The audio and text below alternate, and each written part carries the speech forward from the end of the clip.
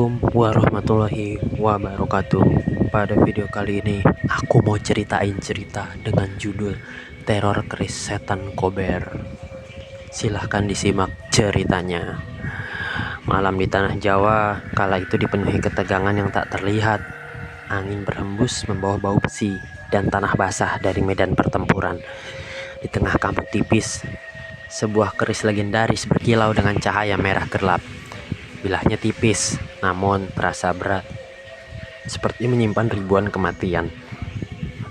Konon keris itu ditempa dengan doa yang bercampur kutukan.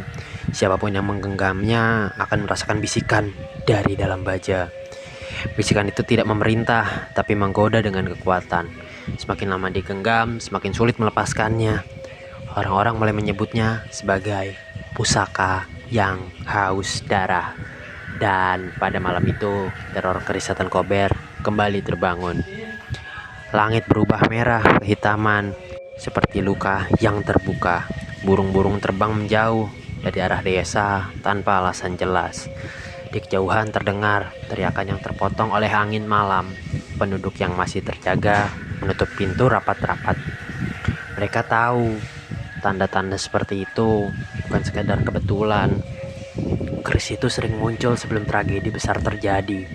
Konon, roh-roh korban lama selalu mengikuti di belakangnya. Mereka tidak terlihat, tapi terasa oleh siapapun yang peka. Suasana desa mendadak sunyi, seperti menunggu sesuatu. Dan sesuatu itu sedang mendekat dengan langkah perlahan. Di dalam rumah-rumah bambu, lampu minyak bergetar tertiup angin. Bayangan di dinding bergerak seolah memiliki nyawa sendiri. Beberapa orang terbangun. Mereka mengaku mendengar suara logam bergesekan. Suara itu tajam dan panjang, seperti bilah keris ditarik perlahan. Di luar, anjing-anjing kampung melolong bersahutan. Suara lolongan itu menggema sampai ke hutan gelap.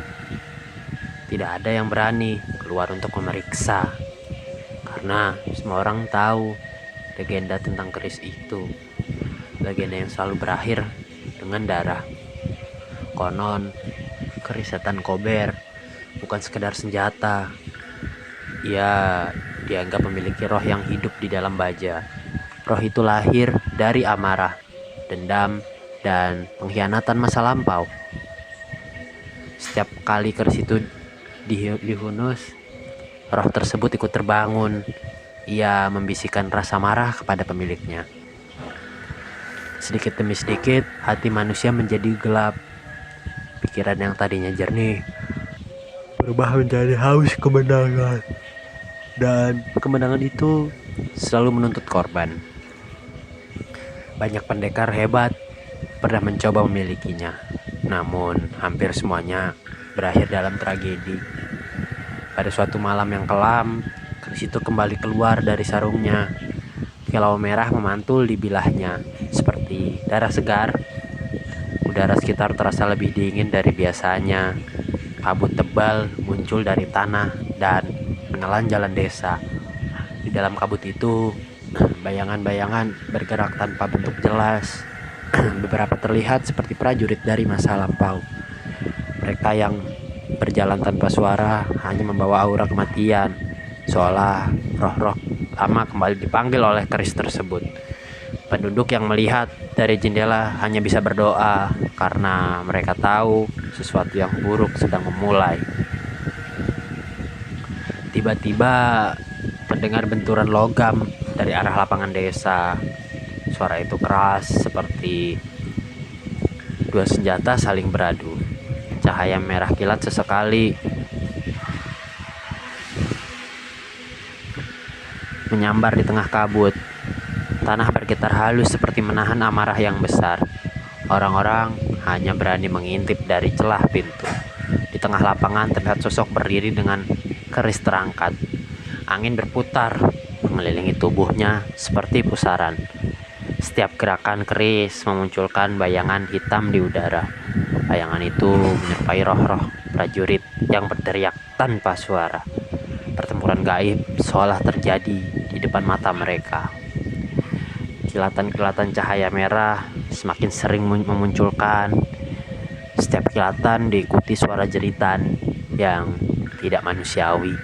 Kabut bergerak liar seperti terseret angin besar.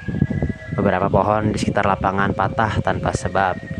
Udara dipenuhi bau besi yang semakin kuat. Roh-roh bayangan berputar seperti badai di langit desa.